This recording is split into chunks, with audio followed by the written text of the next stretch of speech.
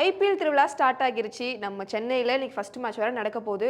நம்ம ஜெயா டிவிலயும் அந்த ஐபிஎல் திருவிழா ஸ்டார்ட் ஆகிருச்சு. ஏன்னா நம்ம வீடியோலாம் பண்றோம் இல்லையா? ஸோ அதனால தான் சொன்னேன். ஸோ கமெண்ட்லலாம் திட்டாதீங்க. கொஞ்சம் கேஷுவலா தான் சொல்லிட்டு இருக்கேன். நம்மளோட ஃபேவரட்டான டீமோட கிளாஸ் என்னைக்காச்சும் நடந்துச்சுன்னா, என்னைக்கு இந்த டேட் வரும்? என்னைக்கு வெயிட் பண்ணி இந்த மேட்சை பார்க்கலாம்னு சொல்லிட்டு நம்ம ஈகரா வெயிட் பண்ணிட்டு இருப்போம். ஆனா அது ஃபர்ஸ்ட் மேட்ச்லயே நடந்தா எவ்வளோ சூப்பரா இருக்கும். ஆமாங்க.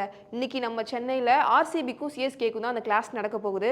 ஒரு சைடு நம்ம தல தோனியோட ஃபேன்ஸ், இன்னொரு சைடு நம்ம கிங்கோட ஃபேன்ஸ்லாம் வந்து மோதிட்டு இருக்காங்க நீயா நானா அப்படின்னு சொல்லிட்டு. ஸோ வெயிட் பண்ணி யார் எப்படி விளையாட போறாங்கன்றதை தான் நம்ம இன்னைக்கு பார்க்க போறோம். ஒரு சைடு எம்எஸ் தோனியோட லாஸ்ட் சீசன் இது அப்படின்னு சொல்றாங்க. அவங்களோட ஃபேன்ஸ்லாம் ரொம்ப மன வருத்தத்தில் இருக்காங்களாம். அதே மாதிரி தான் அவருடைய தீவிர ஃபேரான விராட் கோலியும் வந்து ரொம்ப சோகத்தில் இருக்காராம். ஏன்னா அவருடைய ஃபேன் பாய் மொமெண்ட்ல ஃபர்ஸ்ட் மேட்சே அவர் கூட மோத போறாரு இல்லையா? ஸோ அவரும் ஈகரா வெயிட் பண்றாரு அப்படின்னே நம்ம சொல்லலாம். So CSK versus RCB match இன்னைக்கு ஈவினிங் நடக்க போகுது.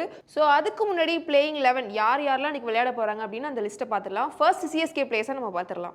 எப்படியும் ஓப்பனிங்ல கேப்டன் ருத்ராஜ் கெய்க்வாட் தான் இறங்குவாரு. அவரோட நான் ஸ்ட்ரைக்கர் எண்ட்ல ரச்சின் ரவீந்திரா இறங்குவாரு. ருத்ராஜ் கெய்க்வாட் பத்தி சொல்லணும்னா செம ஃபார்ம்ல இருக்காருன்னே சொல்லலாம். இப்போ ரீசெண்டா நடந்த ஏஷியன் கப்ல கூட கோல்டு மெடல் வாங்கி கொடுத்திருந்தாரு. ஸோ அவரோட கேப்டன்ல வர இன்னைக்கு வந்து இவங்க விளையாட போறாங்க. அவரோட ரச்சின் ரவீந்திரா வேர்ல்டு கப்ல எல்லாருமே நம்ம பார்த்திருப்போம் அவர் எந்த ஃபார்ம்ல இருந்திருக்காருன்னு.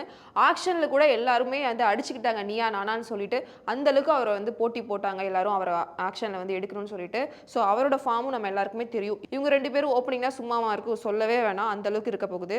அடுத்ததா மொயின் அலி ஒன் டவுன்ல விளையாட போறாரு. இவரை பத்தி சொல்லணும்னா நம்ம சென்னையில இவர் எந்த பிச்சில் போட்டாலும் விக்கெட் விழும், அந்த அளவுக்கு இவர் வந்து ஃபார்ம்ல இருக்காரு. மொயின் அலிக்கு அடுத்து பாத்தீங்கன்னா அஜிங்கே ரஹானே, இவர் தான் 2 டவுன்ல விளையாட போறாரு. லாஸ்ட் சீசன்ல கூட பாத்தீங்கன்னா கம்பேக்னா என்ன அப்படின்னு இவர் வந்து எடுத்து காமிச்சிருந்தாரு. அந்த அளவுக்கு இவர் வந்து ஃபார்ம்ல இருந்தாரு. ஸோ இந்த சீசன் எப்படி விளையாட போறாரு அப்படின்னு நம்ம வெயிட் பண்ணி பார்க்கலாம். அஜிங்கே ரகானேக்கு அடுத்து சிவம் டூபே, இவர் 3 டவுன்ல விளையாடுறாரு. இவர் ஒரு குட்டி யுவராஜ் சிங் அப்படின்னே சொல்லலாம். ஏன்னா எங்க அடிச்சாலும் 6 4 வந்து பறக்கும், அந்த அளவுக்கு இவர் வந்து ஃபார்ம்ல இருந்தாரு. ஸோ இந்த சீசன்ல எப்படி இருக்க போறாரு அப்படின்னு நம்ம வெயிட் பண்ணி பார்க்க போறோம். அவருக்கு அடுத்ததா ரவீந்திர ஜடேஜா தான் விளையாட போறாரு. இவர் 4th டவுன்ல விளையாட போறாரு. நம்ம எல்லாருக்குமே தெரியும் லாஸ்ட் ஐபிஎல் வந்து இவரால தான் அந்த டிராஃபி நமக்கு வந்துச்சு அப்படின்னே சொல்லலாம். ஏன்னா லாஸ்ட் இவர் அந்த 4 மட்டும் அடிக்கலன்னா அந்த டிராஃபி சிஎஸ்கேக்கு வந்திருக்குமா அப்படின்னே தெரியாது. நைட்டு 1:30க்கு இவர் அடிச்ச அந்த 4 இருக்கே, ஒட்டுமொத்த சிஎஸ்கே ஃபேன்ஸையும் வந்து அந்த அளவுக்கு பிரமிப்புல ஆழ்த்தினாரு. ஸோ இவர் இந்த சீசன்ல எப்படி விளையாட போறாருன்னு நம்ம வெயிட் பண்ணி பார்க்க போறோம். இவருக்கு அடுத்ததா சொல்லவே வேணாம் நம்ம எம்எஸ் தோனி. இவர் 5th டவுன்ல விளையாட போறாரு. சிஎஸ்கே அப்படின்ற ஒரு பேருக்கு சொந்தக்காரர் அப்படின்னே சொல்லலாம். ஏன்னா இவரால தான் இந்த சிஎஸ்கேக்கு இவ்வளோ பெரிய மதிப்பு மரியாதைலாம் வந்துச்சுன்னே சொல்லலாம். அவர் என்னதான் முன்னாள் கேப்டனா இருந்தாலும் இப்போ வரைக்கும் மக்களோட கேப்டன் என்னைக்குமே எம்எஸ் தோனி தான். இந்த சீசன்ல அவரோட சிக்ஸஸ் எத்தனை இருக்க போகுது அப்படின்னு நம்ம பார்த்துடலாம். ஏன்னா அவரோட லாஸ்டா அடிக்கிற அந்த 6க்கு ஏகப்பட்ட ஃபேன்ஸ் பட்டாளமே இருக்காங்க. ஸோ இந்த சீசன்ல எத்தனை 6 அடிக்க போறாரு அப்படின்னு நம்ம வெயிட் பண்ணி பார்த்துடலாம். தலைக்கு அடுத்து ஷத்துல் தாக்கூர் இறங்குறாரு 6th டவுன்ல. இந்த சிஎஸ்கே டீம்லயே இந்த வருஷம் ஆக்ஷன்ல அதிகபட்ச அமௌண்ட் எடுத்தது இந்த பிளேயர் தான். ஸோ இவர் எந்த ஃபார்ம்ல இருக்காரு அப்படின்னு இவர் விளையாடினாதான் தெரியும்.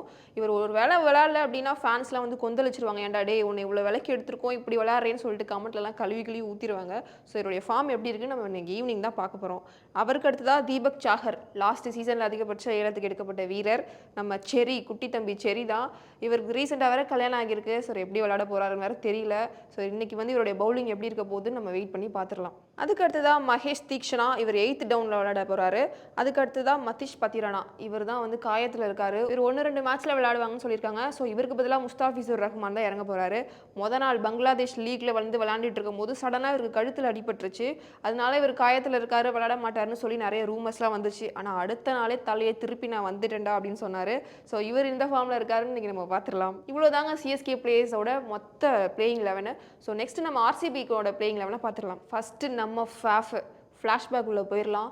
ஒரு காலத்தில் நம்ம சிஎஸ்கேவுக்காக நம்ம ருத்துவும் ஃபேஃபும் ஒன்றா விளையாண்டு அந்த டீமுக்காக அதிக ஸ்கோர் விளையாண்டு கொடுத்தாங்க. ஆனால் இன்னைக்கு இரு துருவங்களும் பிரிஞ்சு 2 பேரும் ஆப்போசிட்டில் நின்று டாஸ் போட போகிறாங்க.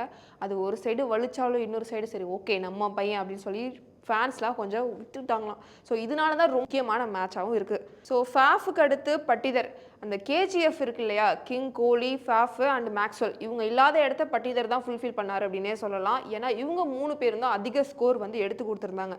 இவங்களுக்கு அடுத்ததாக பட்டிதர் தான் அந்த டீம்லேயே வந்து அதிக ஸ்கோர் ரன் பண்ணி கொடுத்துருந்தாரு. ஸோ இவரை வந்து செகண்ட் நான் ஸ்ட்ரைக்கராகவே இறங்குறாரு. அதுக்கு அடுத்து தான் விராட் கோலி இறங்குறாரு 1 டவுன். இவரை பற்றி சொல்லவே வேண்டாம், கிங், ஐபிஎல் கிங்னு இவரை வந்து சொல்லலாம். ஏன்னா ஐபிஎல்லே அதிக ரன் எடுத்துருக்கிறது கோலி தான். ஸோ இந்த சீசன்லேயே இவர் கண்டினியூஸாக அடிச்சு இவர் தான் ஃபர்ஸ்ட்ல இருக்க போறாரா இல்லை வேறு எதுவும் பிளேயர்ஸ் வந்து இவரை வந்து ஓவர்டேக் பண்ண போறாங்களான்னு சொல்லிட்டு நம்ம பார்த்துடலாம். அவருக்கு அடுத்ததாக கிளென் மேக்ஸ்வெல். உங்கள் எல்லாருக்குமே தெரியும் வேர்ல்டு கப்பில் 200 அடிச்சு கொடுத்துருந்தாரு. ஸோ அந்த ஃபார்ம்லேயே இப்போ ஆர்சிபிக்காகவும் அடிச்சு கொடுப்பாரா அப்படின்னு சொல்லிட்டு நம்ம பார்த்துடலாம். இவர் 2 டவுனில் வந்து விளையாட போகிறாரு. ஸோ எந்த அளவுக்கு ஃபார்மில் இருக்க போகிறாரு அப்படின்னு சொல்லிட்டு நம்ம இன்றைக்கி வந்து வெயிட் பண்ணி பார்க்க போகிறோம். மேக்ஸ்வெல்க்கு அடுத்து மஹிபால் லோம்ரோர் விளையாட போகிறாரு.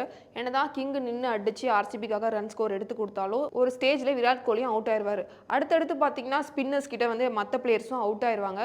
ஸோ லோம்ரோர் தான் பார்த்தீங்கன்னா நின்று அடிச்சு கொடுத்தாரு. ஒரு சில மேட்ச்லாம் 2 ரன்ஸில் அடிச்சா வின் பண்ணிடுவாங்க, 3 ரன்ஸ் அடிச்சா வின் பண்ணிடுவாங்கன்ற அந்த மேட்சஸ்லாம் இந்த லோம்ரோர் தான் அடிச்சு கொடுத்து வின் பண்ணி கொடுத்தாரு. ஸோ ஆர்சிபி லாஸ்ட் சீசன் நிறைய மேட்சஸ்ல வின் பண்ணதுக்கு காரணமும் இந்த லோம்ரோர் அப்படின்னே சொல்லலாம். ஸோ இந்த சீசனில் அவர் எப்படி விளையாட போறாருன்னு நம்ம பார்த்துடலாம்.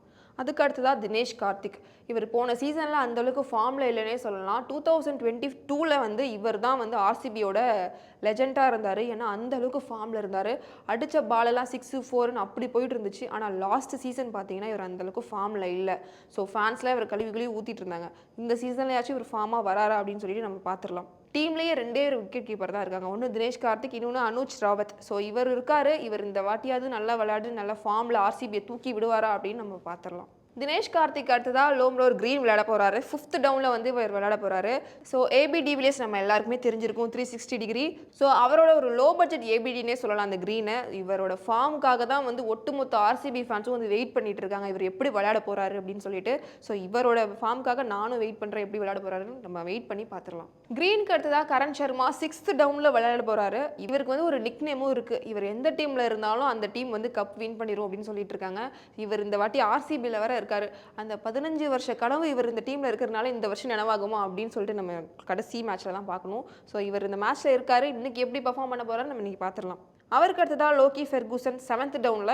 அவருக்கு அடுத்ததான் முகமது சிராஜ் விளையாட போறாரு.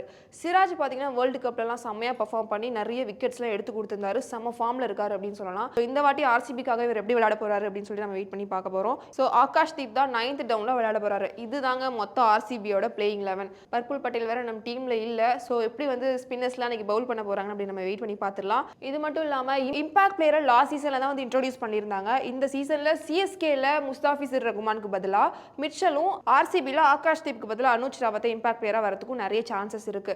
ஸோ நம்ம சிஎஸ்கே ஹோம் கிரவுண்டில் வந்து இன்னைக்கு ஃபர்ஸ்ட் மேட்ச் வேற நடக்க போகுது. சென்னை சேப்பாக் ஸ்டேடியத்தில் பார்த்தீங்கன்னா ரொம்ப ரேராக தான் ஹை ஸ்கோர் வந்து வரும். ஸோ ஏன்னா ஸ்பின்னர்ஸ்க்கு ஃபேவராக தான் இந்த கிரவுண்டும் வந்து நடந்துக்குன்னே சொல்லலாம். ஏன்னா ஸ்பின்னர்ஸ் தான் எப்பயுமே டாமினேட் பண்ணுவாங்க இந்த கிரவுண்டை பொறுத்த வரைக்கும். ஸோ அது மட்டும் இல்லாமல் டூ ஃபேக்டரை பொறுத்து பவர் பிளேல எத்தனை விக்கெட்ஸ் எடுக்க போறாங்க, டெத் ஓவரில் யாரெல்லாம் கலக்க போறாங்க அப்படின்னு சொல்லிட்டு நம்ம பார்த்துடலாம். ஸோ சிஎஸ்கே வர்சஸ் ஆர்சிபி யார் வின் பண்ணுவாங்க அப்படின்னு சொல்லிட்டு கமெண்ட்ல சொல்லுங்க. ஸோ இந்த மேட்சோட ரிவ்யூவில் நாளைக்கு நான் உங்களை சந்திக்கிறேன். Until then this is Shamla Devi.